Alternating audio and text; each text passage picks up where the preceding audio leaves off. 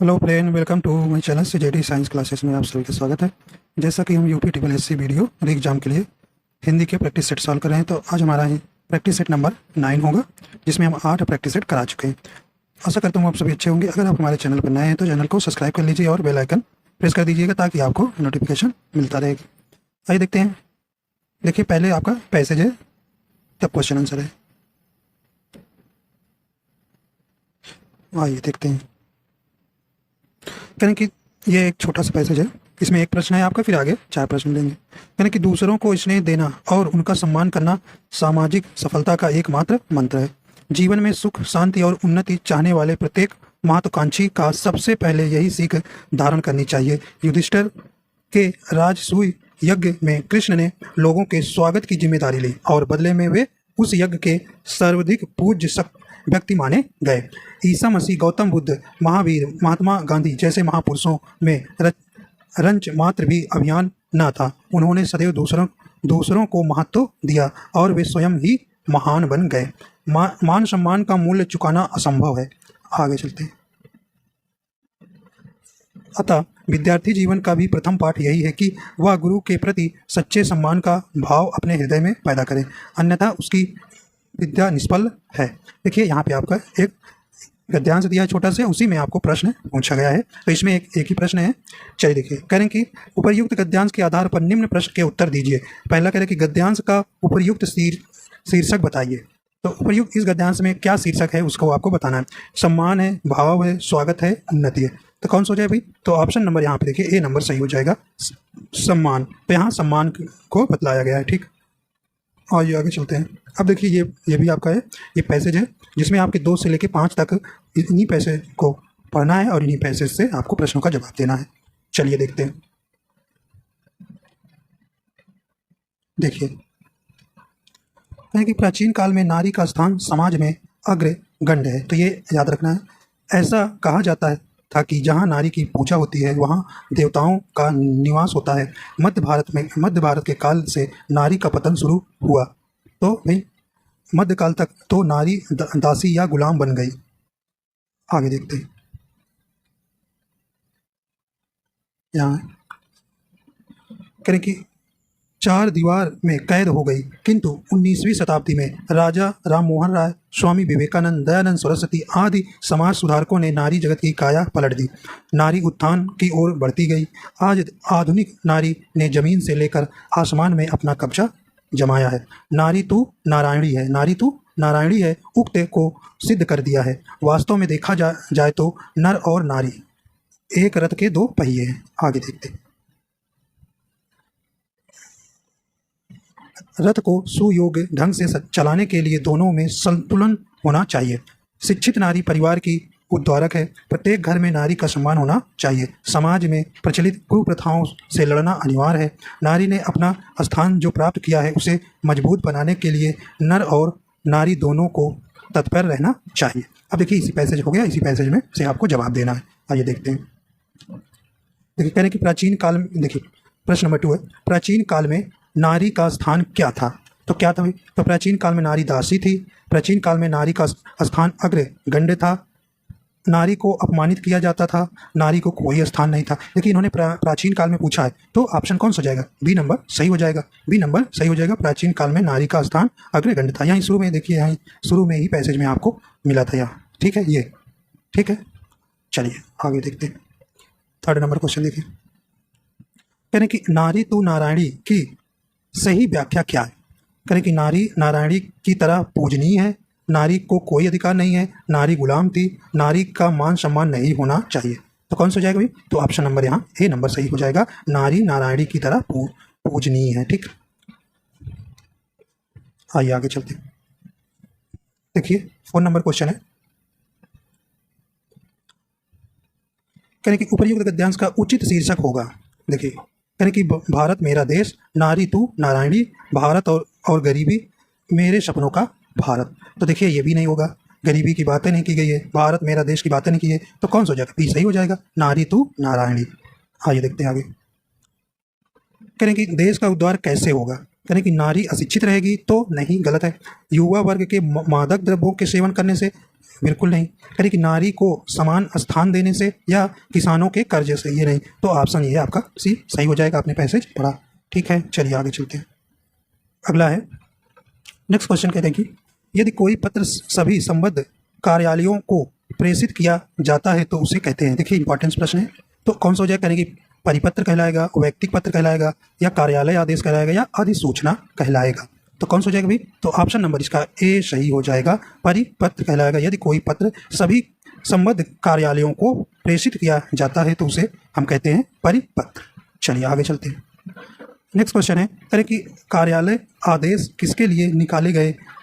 कार्यालय आदेश किसके लिए निकाले गए आदेशों की सूचना है। यानी कि मंत्रालय, संबंध विभाग प्रभाग, या अनुभव, या सभी विकल्प सही है। तो 7 का कौन सा हो जाएगा? तो ऑप्शन नंबर यहाँ पे डी नंबर सही हो जाएगा, सभी विकल्प सही हैं, मंत्रालय, संबंध विभाग प्रभाग और अनुभव। चलिए आगे चलते हैं। कह रहे कि अधिसूचना प्रकाशित होती है, कह रहे कि सरकारी गजट में, सरकारी पत्रिका में, किसी भी पत्रिका में, या सामान्य पत्र के रूप में। कौन सा हो जाएगा 8 नंबर का भी? तो अधिसूचना किस में प्रकाशित होती है? तो ऑप्शन नंबर ए सही हो जाएगा, सरकारी गजट में। क्या? सरकारी गजट में। चलिए अगला देखते हैं। नेक्स्ट क्वेश्चन है, कह रहे कि निम्न में से कौन संक्षेपण का भेद है? संक्षेपण का भेद है, कह रहे कि स्वतंत्र विषय का संक्षेपण, प्रवाही प्रवाह का प्रवासन संक्षेपण, या तालिका संक्षेपण, या उपर्युक्त सभी। तो कौन सा हो जाएगा? उपर्युक्त सभी। तो ऑप्शन नंबर इसका डी हो जाएगा, संक्षेपण का भेद जो है ये आपके तीनों हैं। आइए अगला देखते हैं। आसान क्वेश्चन है, देखिए कह रहे कि हिंदी भाषा की वर्णमाला में कितने वर्ण होते हैं? कितने होते हैं भाई? तो ऑप्शन नंबर इसका ए नंबर सही हो जाएगा, 52। ठीक है, आसान था। चलिए आगे चलते हैं। नेक्स्ट क्वेश्चन है, कह रहे कि हिंदी में कौन सा व्यंजन काकल्य कहा जाता है? काकल्य कौन सा व्यंजन कहा जाता है? तो आपको यहाँ इसमें बताना है कि चा है, कि पा है, कि हा है, कि टा है। देखिए काकल्य व्यंजन क्या होते हैं? ऐसा व्यंजन होता है जिनका उच्चारण प्रमुख रूप से कंठ द्वार से होता है। किसका? कंठ द्वार के प्रयोग द्वारा किया जाता है, उसे हम क्या कहते हैं? काकल्य व्यंजन कहते हैं। ठीक, तो इस प्रकार आपका यहाँ कौन सा हो जाएगा? तो option number A C number सही हो जाएगा। हाँ ठीक है, चलिए आगे चलते हैं। अगला है, यानी कि मात्रा स्वर को क्या कहते हैं? मात्रा स्वर को क्या कहते हैं? वर्ण कहते हैं, समरूप कहते हैं, या जैसे को ग्रेफीम, या रूप, या शब्द। तो कौन सा हो जाएगा भी? मात्रा स्वर को हम क्या कहते हैं? समरूप कहते हैं। तो ऑप्शन नंबर आपका बी नंबर यहाँ सही हो जाएगा। आइए देखते हैं अगला क्वेश्चन। 13 नंबर क्वेश्चन कह रहे हैं, कहने कि लिंग की दृष्टि से दही क्या है? स्त्रीलिंग, पुल्लिंग, नपुंसकलिंग, या उभय लिंग। तो बताइए दही क्या है आपकी? पुल्लिंग, स्त्रीलिंग, या पुल्लिंग है? बताइए। तो ऑप्शन नंबर इसका कौन सा हो जाएगा? बी नंबर सही हो जाएगा। दही जो है आपका पुल्लिंग शब्द है। ठीक है, तो इसमें आपको विशेषण लगा के, ऐसे कुछ शब्द हैं जो विशेषण से नहीं आएंगे, तो इसमें ये मत लगा दीजिए कि दही अच्छी है तो ये स्त्रीलिंग हो गया, दही आपका पुल्लिंग है। ठीक है, आइए देखें आगे। देखिए उभय लिंग में कौन आएंगे? जैसे देखिए डॉक्टर, राज्यपाल, राष्ट्रपति, इंजीनियर, ये आपके उभय लिंग में आते हैं। ठीक है, आगे देखते हैं। कहने कि निम्नलिखित में से पुल्लिंग शब्द नहीं है। इसमें आपको देखिए नहीं वाला ढूंढना है, इसमें कौन सा नहीं है? यानी कि रत्न, मोती, नकल, बचपन। तो देखिए रत्न अच्छी होते हैं, अच्छा रत्न अच्छा होता है तो ये आपका पुल्लिंग है। मोती आपका कैसा है? यहाँ पे मोती अच्छी होती है, अच्छा। देखिए यहाँ पे आपको स्त्रीलिंग, यहाँ विशेषण लगा के नहीं फाइंड कर पाओगे, तो ये आपकी क्या हो जाएगी? मोती भी आपका क्या है? पुल्लिंग है। नकल अच्छा है, अच्छी है, नकल अच्छी है। बचपन अच्छा है, तो यहाँ पे आपका सी नंबर सही हो जाएगा। यहाँ नहीं है, नहीं पूछा है। ठीक, तो इसमें आपको यहाँ पे सी नंबर सही हो जाएगा। पुल्लिंग शब्द कौन सा नहीं है? नकल। नकल आपका स्त्रीलिंग हो जाएगा। ठीक, चलिए आगे चलते हैं। कहने कि दाता, दाता शब्द का स्त्रीलिंग शब्द क्या है? कहने कि दाती, दात्री, या दात्री, या धात्री। कौन सा हो जाएगा भी? तो ऑप्शन नंबर यहाँ पे 15 का सी नंबर सही हो जाएगा। सी नंबर सही हो जाएगा। दाता शब्द का स्त्रीलिंग क्या हो जाएगा? दात्री। आइए आगे चलते हैं। अगला प्रश्न है, कहने कि तपस्वी का स्त्रीलिंग क्या होगा? तपस्विनी होगा, तपसी होगा, तापसी होगा, या तपस्या होगा? कौन सा हो जाएगा भाई? तपस्वी का स्त्रीलिंग क्या हो जाएगा? तो ऑप्शन नंबर इसका ए नंबर सही हो जाएगा, तपस्विनी। तपस्वी का स्त्रीलिंग क्या होगा? तपस्विनी। चलिए आगे चलते हैं। करें उच्चारण का संधि विच्छेद बताइए। उच्चारण का संधि विच्छेद बताइए, तो इसमें कौन सी संधि है? करें कि उच्च प्लस आरण, उत्ता प्लस चारण, या उत प्लस चारण, या उच्चा प्लस चारण। तो कौन सा हो जाएगा इसमें सही, इसकी संधि विच्छेद? ऑप्शन नंबर इसका सी नंबर सही हो जाएगा, उत प्लस चारण। तो इसमें कौन सी संधि है? व्यंजन संधि है। कौन सी है? व्यंजन संधि है। ठीक है, तो व्यंजन संधि किसका ये आपका संधियाँ कितनी प्रकार की होती हैं? 3 प्रकार की, स्वर संधि, व्यंजन संधि, विसर्ग संधि। ठीक, तो इस प्रकार ये सी नंबर आपका सही हो जाएगा। चलिए आगे चलते हैं। अब कह रहे हैं कि निम्न में से संधि है एतन मुरारी। तो एतन मुरारी का करें कि संधि विच्छेद बताना। तो इनमें संधि का नाम आपसे वहाँ पूछा है, तो इसको पहले संधि विच्छेद कर लेते हैं। करें कि ए तत्, एतत प्लस मुरारी, मुरारी। तो इसमें आपको कौन सी संधि हुई? व्यंजन संधि। क्या हुई? व्यंजन संधि हुई। ठीक है, व्यंजन संधि हुई। ठीक, तो इस प्रकार आपको यहाँ पे बताना है कि कौन सी संधि है एतन एतन मुरारी में। आइए देखते हैं यहाँ पे। देखिए, तो कौन सा हो जाएगा यहाँ पे? ए नंबर सही हो जाएगा, व्यंजन संधि। ठीक है, चलिए आगे चलते हैं। अगला करें कि नी प्लस पाप में कौन सी संधि है? देखिए आपके इसमें कौन सी संधि है भाई? यानी गुण संधि, यण संधि, विसर्ग संधि, या अयादि संधि। तो कौन संधि है? तो ऑप्शन नंबर इसका सी नंबर सही हो जाएगा, विसर्ग संधि। क्या हो जाएगी? विसर्ग संधि। देखिए नी प्लस पाप मतलब क्या हो जाएगा? निष्पाप, निष्पाप। ठीक है, मिलके ये दोनों निष्पाप हो जाएगा। देखिए यदि यदि विसर्ग के पहले ई आए, क्या है? ई आए, छोटी ई बोले, छोटी ई आए, ऊ आए, और विसर्ग के बाद का वर्ण, जैसे का वर्ण, का वर्ग, जैसे का आए, खा आए, गा आए, घा आए, अंगा आए। ठीक है, तो जैसे का, खा, पा, फा हो, तो विसर्ग क्या हो जाता है? सा हो जाता है। क्या है? आधा सा हो जाता है। ठीक है, आधा सा हो जाता है। ठीक है, ठीक, तो क्या हुआ? यदि विसर्ग के पहले छोटी या छोटा हुआ है और विसर्ग के बाद का वर्ण, जैसे काए, खाए, पाए, फाए हो, तो विसर्ग क्या हो जाता है? आधा जो है सा में परिवर्तन बदल जाता है। ठीक, तो इस प्रकार आपका निष्पाप हो जाएगा। तो विसर्ग संधि सी नंबर सही हो जाएगा। चलिए आगे चलते हैं। कह रहे कि निम्न में से कौन स्वर संधि का भेद नहीं है? देखिए भेद नहीं है। कह रहे कि दीर्घ संधि है, गुण संधि, यण संधि, या विसर्ग संधि। तो देखिए स्वर संधि के कुल कितने भेद होते हैं? 5 भेद होते हैं। एक दीर्घ संधि होती है, गुण संधि होती है, यण संधि होती है, एक अयादि संधि होती है, अयादि संधि होती है, और एक कौन? वृद्धि स्वर संधि होती है। ठीक है, वृद्धि स्वर संधि होती है। तो 5 स्वर संधि के 5 भेद हैं। ठीक, तो ये देखिए ये वाला नहीं है, आपका डी नंबर हो जाएगा विसर्ग। ये तो संधि के भाग, संधि के भेद है। ठीक, संधि के 3 भेद हैं, स्वर संधि, विसर्ग संधि और व्यंजन संधि। ठीक, तो ये आपका यहाँ डी सही हो जाएगा। चलिए आगे चलते हैं। अब देखिए यहाँ कुछ मैच कराना है, छोटा करते हैं। चलिए देखिए, अब देखिए इसे आपको क्या करना है? मैच कराना है। एक तरफ आपको शब्द दिया गया, एक तरफ समास दिया गया।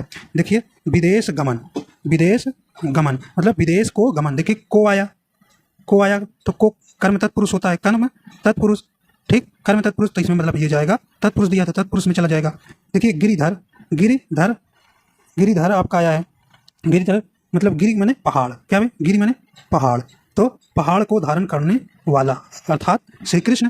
तो आपका किस में? जैसे बहुब्रीहि में चला जाएगा। बहुब्रीहि यही तो कहता है कि दोनों पद क्या, इनका कोई पद प्रधान नहीं होता है, दोनों पद मिलकर किसी एक दूसरे की विशेषता बतलाते हैं। तो इसी प्रकार उनको हम बहुब्रीहि कहते हैं। तो आपका गिरिधर में बहुब्रीहि चला जाएगा। करें कि देश विदेश, देखिए देश विदेश, देश और विदेश, तो इसमें आपका दोनों पद प्रधान है, और इनको जब तोड़ेंगे तो इनको विग्रह करेंगे, देश और विदेश हो जाएगा। तो जी किस में और आता है? आपका द्वंद्व समास में आता है, जिसमें दोनों पद प्रधान होते हैं। तो कहाँ जाएगा? तो चौथे में चला जाएगा। और एक यथा शीघ्र है। यथा शीघ्र में कहाँ चला जाएगा? देखिए यथा और शीघ्र, देखिए यथा उपसर्ग लगा, शीघ्र आपका मूल शब्द है, तो यह कहाँ चला जाएगा? अव्ययी भाव समास में। तो इस प्रकार आपका ऑप्शन नंबर कौन सा हो जाएगा, यहाँ आपको देखना है।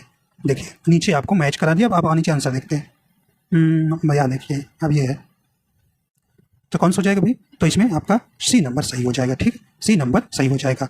ठीक, ए का दूसरा, बी का पहला, सी का चौथा और डी का तीसरा। ठीक, चलिए आगे चलते हैं। ये देखिए कह रहे हैं कि धीरे धीरे में कौन सा समास है। देखिए हाइपन से जुड़ा, तो ऐसे मत कर देना कि हाइपन से जुड़ा रहते हैं तो वो आपके कौन से होंगे, द्वंद्व ही समास हो जाएंगे, द्वंद्व ही समास हो जाएंगे। कभी भी ये मत देखिएगा, सभी में नहीं होता हाइपन लगा है तो वो उनको तोड़ोगे तो आपको और आना चाहिए। ठीक है, तो यहाँ पे सही से बताइए कौन सा समास है धीरे धीरे में। यानी कि द्वंद्व समास है, अव्ययी भाव समास है, कर्मधारय है या द्विगु समास। कौन सा हो जाएगा अभी, तो ऑप्शन नंबर इसका बी नंबर सही हो जाएगा। इसमें धीरे धीरे में कौन सा समास है, अव्ययी भाव समास है। ठीक है, चलें आगे। नेक्स्ट क्वेश्चन देखिए, कहें कि संन्यास शब्द का कौन सा उपसर्ग है।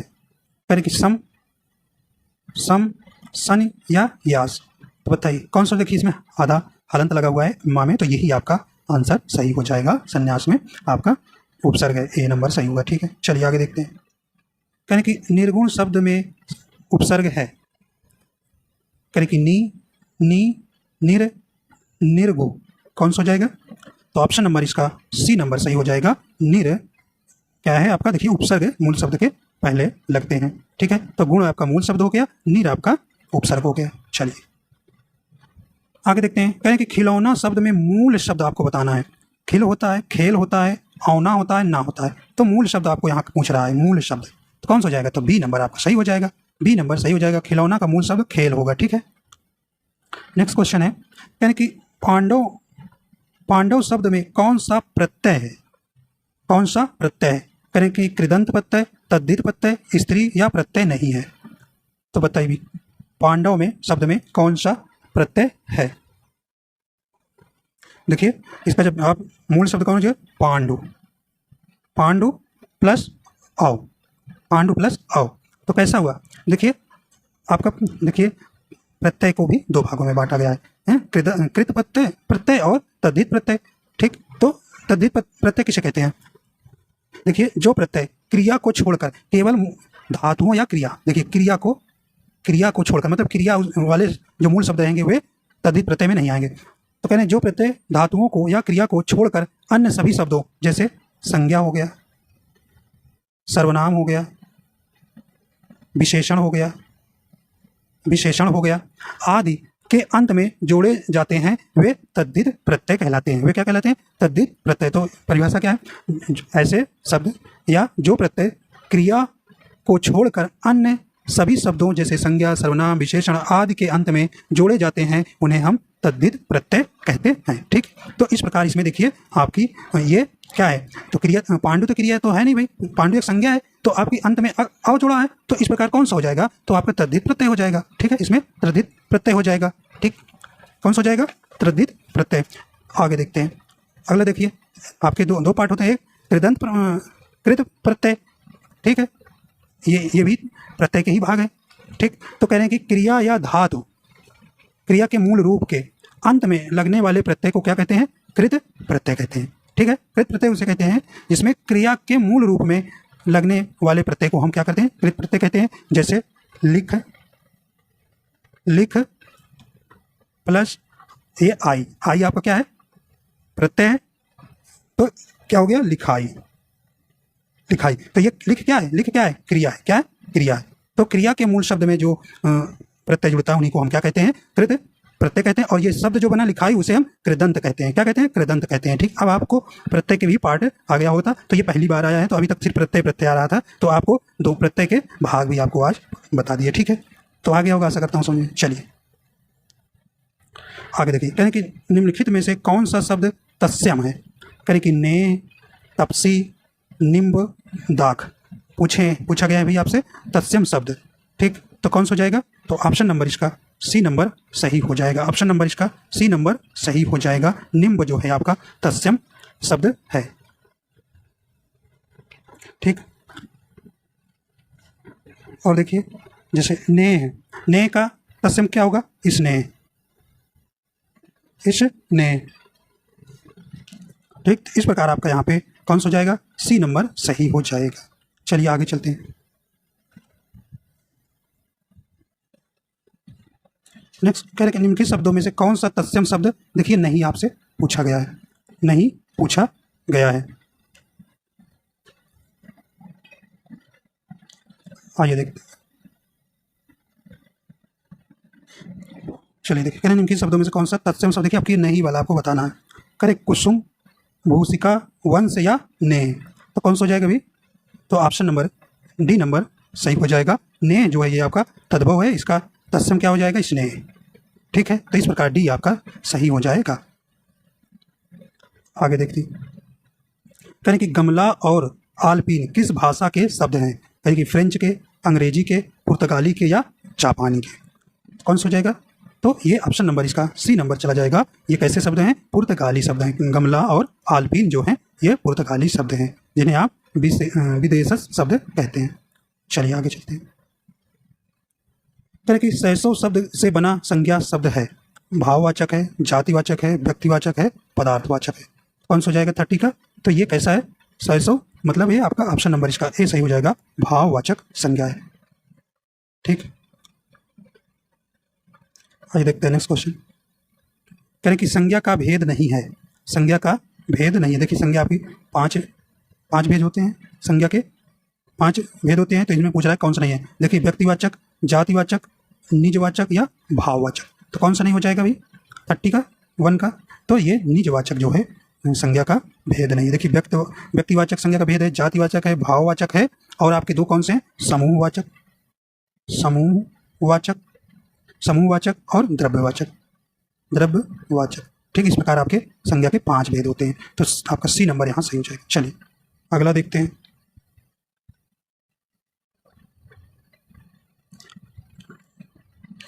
आइए देखते हैं। कह रहे हैं कि जो सर्वनाम शब्द वक्ता, श्रोता अथवा किसी अन्य व्यक्ति के लिए प्रयोग किया जाता है उसे हम क्या कहते हैं? कह रहे हैं कि संबंधवाचक सर्वनाम, पुरुषवाचक सर्वनाम, अनिश्चयवाचक सर्वनाम, निजवाचक सर्वनाम। तो सर्वनाम के कितने भेद हैं? 6 भेद होते हैं। चलिए बताइए। कह रहे हैं कि जो सर्वनाम शब्द वक्ता, श्रोता अथवा किसी अन्य व्यक्ति के लिए प्रयोग करते हैं उन्हें क्या कहते हैं? तो किन्हें कहते हैं? तो ऑप्शन नंबर इसका बी हो जाएगा, पुरुषवाचक सर्वनाम कहते हैं, पुरुषवाचक सर्वनाम कहते हैं, तो बी नंबर सही हो जाएगा। आइए देखते हैं अगला। कह रहे हैं कि अनिश्चितवाचक सर्वनाम का करण कारक बहुवचन रूप होगा।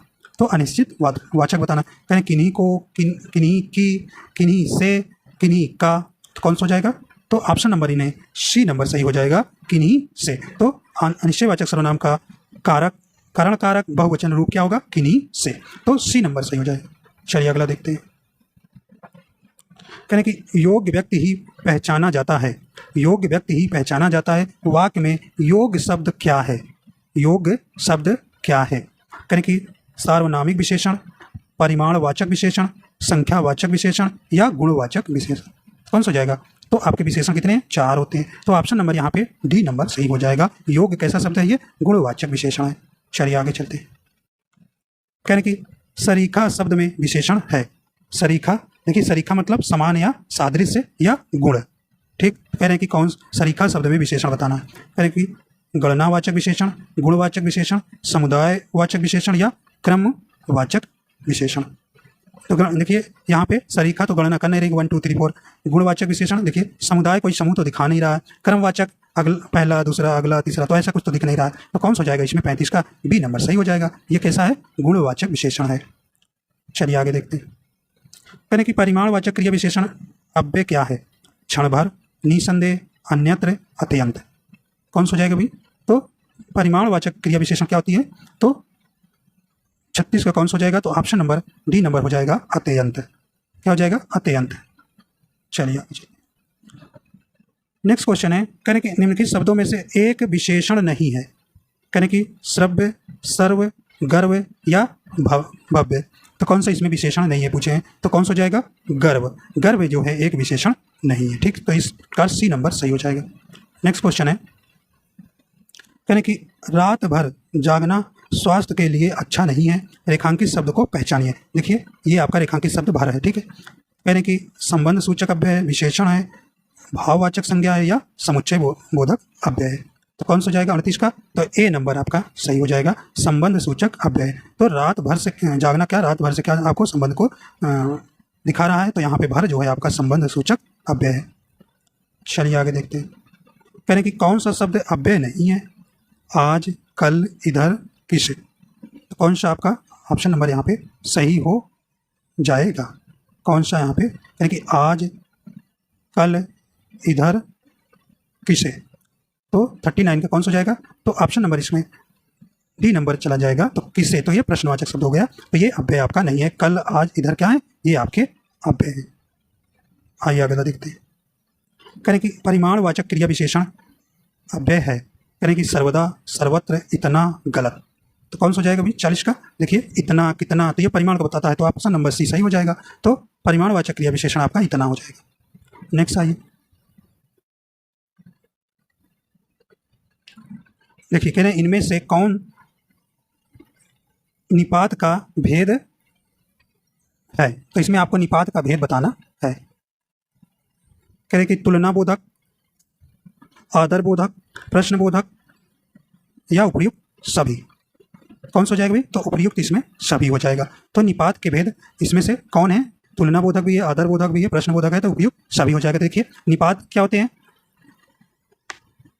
ये जो है निपात जो है प्रयोग प्रत्ययों के लिए होता है, इनका कोई लिंग वचन नहीं होता है। देखिए निपात का जो है इनका वचन लिंग, इनका कोई लिंग वचन नहीं होता है। निपात जो है सहायक शब्द होते हुए भी वाक्य के अंग नहीं होते हैं, वाक्य के अंग नहीं होते हैं, तो इन्हीं को क्या कहते हैं, निपात कहते हैं। जैसे आपको निपात कुल कितने हैं, 8 प्रकार के हैं। देखिए कौन कौन से हैं, तो इसी आपको भेद इनसे पूछ रहा है, तो भेद भी जानना जरूरी है। एक है स्वाविकृति, स्वाविकृति बोधक है, बोधक जैसे हाँ होता है, कहते हैं ना हाँ, जी, जी हाँ। और नकारात्मक बोधक, नकारात्मक, ठीक। और निषेधात्मक, नकारात्मक जैसे जी नहीं, नहीं। निषेधात्मक, निषेधात्मक जैसे मत, ना, ठीक। इसके हटाते हैं तो। और अगला है चौथा नंबर प्रश्न बोधक, प्रश्न बोधक आप जैसे कहते हैं क्या, क्यों। अगला है विस्मय बोधक, जैसे काश, अरे, हाय। अगला है तुलना बोधक, जैसे कहते हैं ना सा, सी, सरी से, ठीक। अगला है अवधारणा बोधक,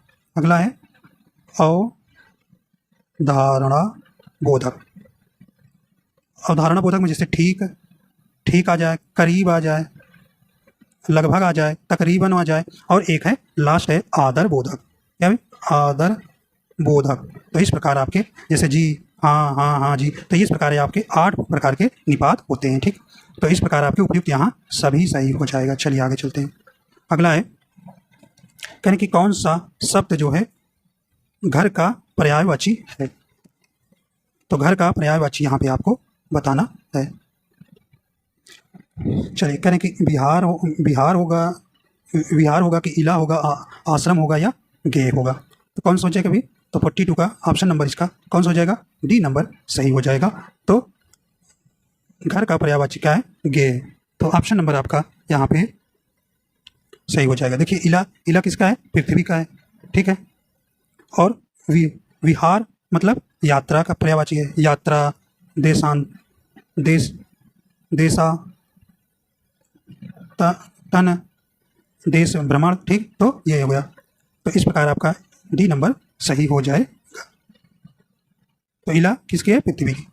आइए देखते हैं अगला हो सकते हैं। कह रहे हैं कि दुर्गा का पर्यायवाची बताइए, दुर्गा का पर्यायवाची कौन सा है। कह रहे कि भारती होगा, श्री होगा, धात्री होगा या ज्योत्सना होगा। कौन सा हो जाएगा आपका, ए नंबर सही हो जाएगा। ए किसका, दुर्गा का, एक दुर्गा का पर्यायवाची है, दुर्गा का पर्यायवाची हो जाएगा। तो 43 कौन सा हो जाएगा, सी नंबर चला जाएगा, धात्री, ठीक है। तो दुर्गा का पर्यायवाची धात्री होगा, ठीक है। तो देखिए भारती किसका होता है, भारती सरस्वती का होता है, सरस्वती का, ठीक है। सरस्वती के और होता है जैसे शारदा, विद्या, वागेश्वरी, ठीक है। ये सरस्वती के पर्यायवाची है। और देखिए ज्योत्सना किसका है, चांदनी का है। कौन है, चांदनी का पर्यायवाची, चांदनी जैसे चंद्रिका है, कौमुदी है, ठीक। तो चांदनी, चंद्रिका, कौमुदी ये ज्योत्सना के पर्यायवाची है। देखिए दुर्गा के और पर्यायवाची, देखिए दुर्गा के पर्यायवाची जैसे चंडिका भी बोलते हैं, चंडिका, भवानी, कुमारी, कल्याणी, कल्याणी, कामाश्री,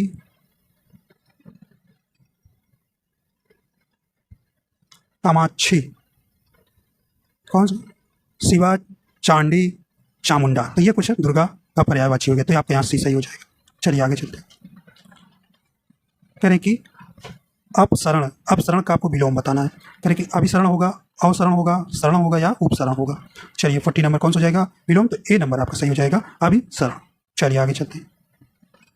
कह रहे कि रथी का विलोम है सारथी, अर्थी, विरथी या महारथी। कौन सा हो जाएगा, तो रथी का विलोम क्या हो जाएगा, विरथी। तो ऑप्शन नंबर यहाँ पे सी नंबर इसका सही हो जाएगा। चलिए आगे चलते हैं 46 नंबर क्वेश्चन। कहने की प्रकार, प्रकार, प्रकार शब्द युग्म का सही अर्थ है, तो कौन सा हो जाएगा ये 46 का, तो ए नंबर चला जाएगा, ए नंबर चला जाएगा।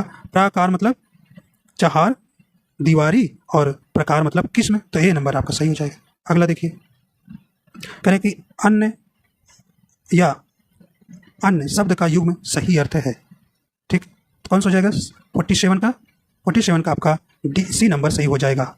अन्य एक अनाज और अन्य मतलब दूसरा। चलिए अगला देखते हैं।